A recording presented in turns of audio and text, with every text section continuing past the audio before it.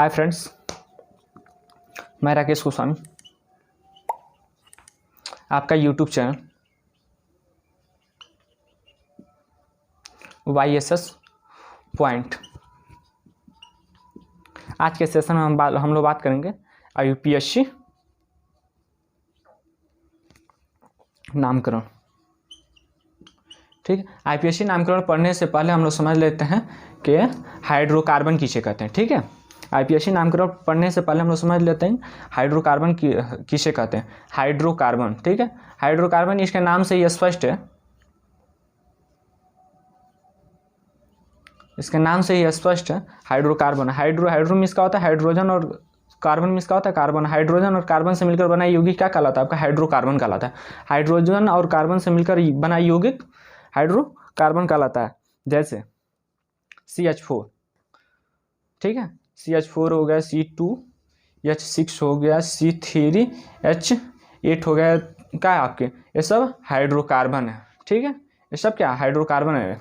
और हाइड्रोकार्बन के दो रूप होते हैं, यानी टाइप ऑफ हाइड्रोकार्बन। हाइड्रोकार्बन के दो प्रकार होते हैं, पहला होता है संतृप्त और दूसरा होता है असंतृप्त। संतृप्त हाइड्रोकार्बन में जिसके थ्रू एल्केन आता है, और असंतृप्त हाइड्रोकार्बन में एल्कीन आता है और एल्काइन आता है। ठीक, अब एक एक करके पढ़ते हैं। संतृप्त हाइड्रोकार्बन किसे कहते हैं? संतृप्त हाइड्रोकार्बन, संतृप्त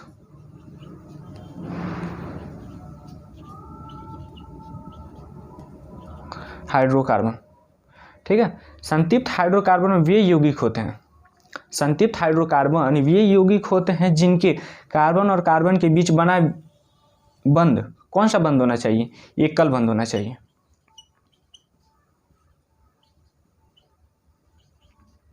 संतृप्त हाइड्रोकार्बन वे यौगिक होते हैं जिनके कार्बन और कार्बन के बीच बना यौगिक, अच्छा बंध, ठीक है, कौन सा बंध होना चाहिए? एकल बंध होना चाहिए। तो ये कौन सा यौगिक होगा? संतृप्त हाइड्रोकार्बन। चाहे कार्बन कार्बन के बीच बना बंध एकल बंध होता है, इसे ही क्या बोलते हैं? एल्केन बोलते हैं।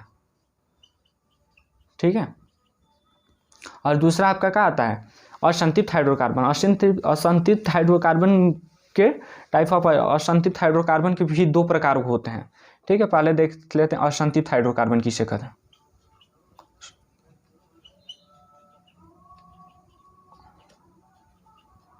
असंतृप्त हाइड्रोकार्बन, असंतृप्त हाइड्रोकार्बन ये यौगिक होते हैं जिनमें कार्बन और कार्बन के बीच बना बंध द्विबंध, चाहे कार्बन कार्बन के बीच बना बंध त्रिबंध होता है, उसे क्या बोलते हैं? असंतृप्त हाइड्रोकार्बन कहते हैं। ठीक है, असंतृप्त हाइड्रोकार्बन ये यौगिक होते हैं जिनके कार्बन और कार्बन के बीच बना बंध द्विबंध है, चाहे कार्बन कार्बन के बीच बना बंध त्रिबंध होता है, उसे क्या बोलते हैं? असंतृप्त हाइड्रोकार्बन बोलते हैं। और जब कार्बन कार्बन के बंध द्विबंध बनता है, कार्बन कार्बन के बीच जब द्विबंध होता है, एक कौन सा बंध है? द्विबंध है, द्विबंध होता है, तो इसको क्या बोलते हैं? एल्कीन बोलते हैं। ठीक है, जब कार्बन कार्बन के बीच त्रिबंध बंधा है तो इसे क्या बोलते हैं? एल्काइन बोलते हैं। ठीक है, इसे एल्काइन बोलते हैं। अब एक एक करके हम लोग पढ़ेंगे।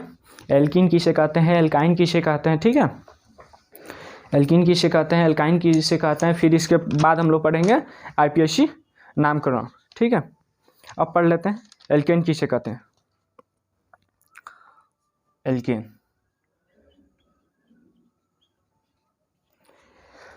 असंतृप्त एलिफैटिक हाइड्रोकार्बन से, ठीक है, असंतृप्त aliphatic hydrocarbon, aliphatic hydrocarbon alkane कहलाता है। असंतृप्त एलिफैटिक हाइड्रोकार्बन एल्केन कहलाता है, जिसमें एल्केन में हाइड्रोजन की संख्या से दुगने होने चाहिए। एल्केन में क्या होना चाहिए? कार्बन की संख्या से हाइड्रोजन की संख्या क्या होता है? दुगुना होता है। इसका सूत्र होता है, एल्केन का सूत्र होता है CnH2n, यानी कार्बन की जितनी संख्या होगी उसके दूना क्या होता है? हाइड्रोजन की संख्या होता है। हाइड्रोजन की संख्या दूना होता है +2 होता है, यानी कार्बन की संख्या 1 है तो इसके दूना क्या होगा? हाइड्रोजन की संख्या 2 होगा और प्लस इसमें 2 होगा, तो ये क्या होगा? CH4, यानी हाइड्रोजन की कार्बन की संख्या हाइड्रोजन के दूने यानी 2 और इसमें +2 होता है, तो यही क्या होता है? एल्केन होता है। ठीक है, असंतृप्त एलिफैटिक हाइड्रोकार्बन होता है। ठीक है, एलिफैटिक हाइड्रोकार्बन एल्केन कहलाता है। एल्केन में हाइड्रोजन की संख्या से दूने कार्बन की संख्या से दूने हाइड्रोजन की संख्या होती है। ठीक है, और फिर अब पढ़ लेते हैं एल्कीन। ठीक है, एल्कीन किसे कहते हैं? एल्कीन। असंतृप्त एलिफैटिक हाइड्रोकार्बन, असंतृप्त एलिफैटिक हाइड्रोकार्बन एल्कीन कहलाता है। असंतृप्त एलिफैटिक हाइड्रोकार्बन एल्कीन कहलाता है जिसमें कार्बन की संख्या के दूना होता है। एल्कीन का होता है कार्बन की संख्या के दूना होता है हाइड्रोजन, ठीक है। जैसे CnH2n, इसमें जितना कार्बन होता है उसके दूना का होता है हाइड्रोजन होता है। जैसे मानकर चलिए C3 है तो H6 हो जाएगा, यही तुम्हारा क्या है एल्कीन हो गया। चाहे C4 हो गया तो H8 हो गया, क्या हो गया तुम्हारा, किसका एग्जाम्पल है, एल्कीन का एग्जाम्पल है। और जैसे C2 हो गया तो H4 हो गया, तुम्हारा किस चीज़ का एग्जाम्पल है, एल्कीन का एग्जाम्पल है। अब देख लेते हैं एल्काइन किसे कहते हैं।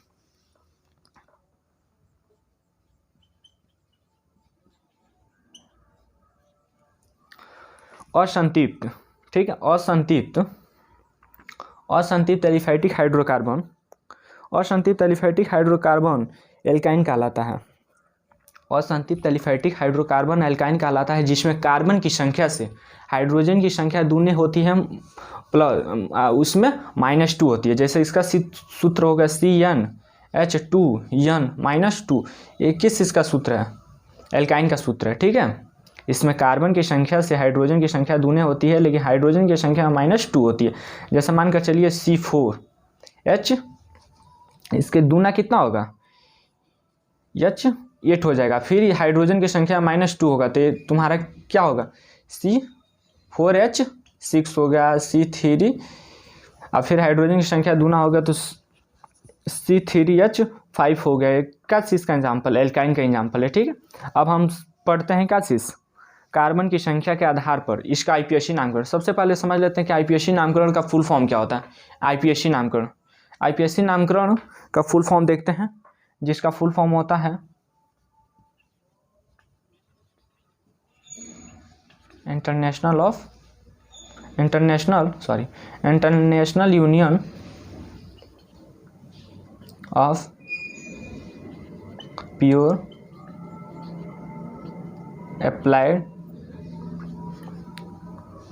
Pure apply and chemistry,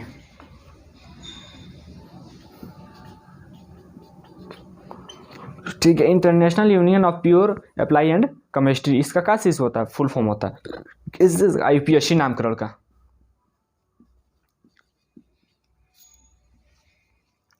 IPSC नामकरण का है फुल फॉर्म है। अब देख लेते हैं हम कि कार्बन की संख्या के आधार पर इसको किस तरह से इसका नामकरण करते हैं। पहले इसका देख लेते हैं हम क्या चीज़, रूट नेम देख लेते हैं। जैसे 1 कार्बन हो तो क्या बोलेंगे, 2 कार्बन हो तो क्या बोलेंगे, 3 कार्बन हो तो क्या बोलेंगे, 4 कार्बन हो तो उसका नाम क्या होता है, 5 कार्बन हो तो क्या, 6 कार्बन हो तो। जैसे मानकर चलिए अगर 1 कार्बन हो तो इसको मेथ बोलते हैं, 2 कार्बन हो तो इसको एथ बोलते हैं, ठीक है। अगर 3 कार्बन हो तो इसे प्रोप बोलते हैं। अगर 4 कार्बन हो तो यही इसको ब्यूट बोलते हैं, ठीक है। इसको बट नहीं पढ़ते हैं, इसको ब्यूट पढ़ते हैं। और देख लिए यहाँ अगर 5 कार्बन हो तो इसे पेंट बोलते हैं, ठीक है। यहीं अगर 6 कार्बन हो तो इसे हेक्स बोलते हैं, ठीक है। अगर 7 कार्बन हो तो इसे हेप्ट बोलते हैं। अगर 8 कार्बन हो तो इसे नॉन बोलते हैं, ठीक है। अगर 8 कार्बन हो तो ऑक्ट बोलते हैं, ठीक है। 8 कार्बन हो तो ऑक्ट बोलते हैं, 9 कार्बन हो तो नॉन बोलते हैं, और 10 कार्बन हो तो इसे डेक बोलते हैं, ठीक है। ये क्या हो गया आपका, रूट नेम हो गया, रूट नेम। जैसे 1 कार्बन हो तो उसके लिए क्या लिखेंगे, 2 कार्बन हो तो उसके लिए क्या लिखेंगे, 3 कार्बन हो तो क्या लिखेंगे, 5 कार्बन हो। हमारे साथ याद करिए, 1 कार्बन के लिए मेथ, 2 कार्बन के लिए, 3 कार्बन के लिए प्रोप, 4 कार्बन के लिए ब्यूट, 5 कार्बन के लिए पेंट, 6 कार्बन के लिए हेक्स, और 7 कार्बन के लिए हेप्ट में यहाँ टी छूट गया, हेप्ट, ठीक है। और 8 कार्बन के लिए ऑक्ट, 9 कार्बन के लिए नॉन, और 10 कार्बन के लिए क्या चीज़ होगा, डेक होगा, ठीक है। ये हो गया। और फिर हम लोग इसका रूट नेम बनाना सीखते हैं, ठीक है। देखिए, जैसे हम आपको पहले ही बता चुके हैं, जैसे एल्केन का सूत्र क्या होता है, एल्केन, वीडियो में क्लियर नहीं आ रहा, एल्केन का सूत्र क्या होता है, CnH2n+2, और यही तुम्हारा एल्कीन का सूत्र होता है CnH2n। इसमें कार्बन के दूने होती है एल्कीन में, और एल्केन में क्या होती है, कार्बन के दूने हाइड्रोजन होता है +2 होता है, हाइड्रोजन की संख्या में +2 और ऐड कर दिया जाता है। उस हाइड्रोजन की संख्या में 2 और हाइड्रोजन के क्या कर दिया जाता है, ऐड कर दिया जाता है। लेकिन एल्कीन में कार्बन के दूना का होता है, हाइड्रोजन होता है। यही तुम्हारा एल्काइन हो गया, एल्काइन। इसमें कार्बन के दोना